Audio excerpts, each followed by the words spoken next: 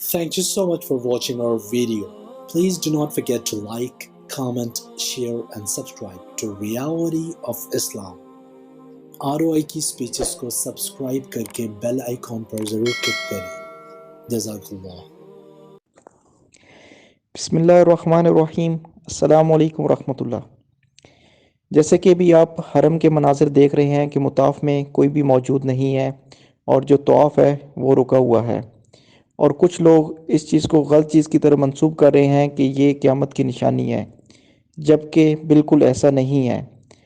قیامت کی نشانی ابھی وقوع نہیں ہوگی، وہ اس وقت ہوگی جب کہ آخری وقت ہوگا.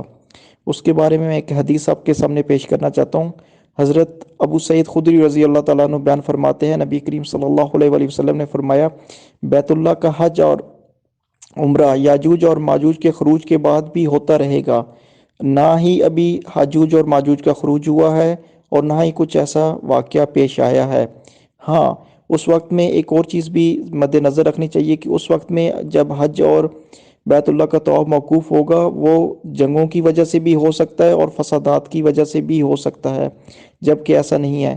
ابھی دوسری طرف آپ اس چیز کو بھی دیکھ لیں کہ جو حرم ہے مدینہ میں، مسجد نبوی میں، وہاں پہ باہر ابھی آپ دیکھ رہے ہیں کہ آپ کو ربن نظر آ رہے ہیں، اور یہاں پہ بھی اندر جانے کے لیے منع کیا گیا ہے. تو یہ بھی آپ باب اسلام کا منظر دیکھ رہے ہیں. یہاں سے لوگ انٹر ہوتے ہیں اور دوسری سائڈ سے باب بقی سے باہر نکل جاتے ہیں. تو یہ بھی صرف صفائی کی وجہ سے ہی ان تمام چیزوں کو بند کیا گیا ہے، جبکہ لوگ اس کو غلط چیز کی طرح منسوب کر رہے ہیں.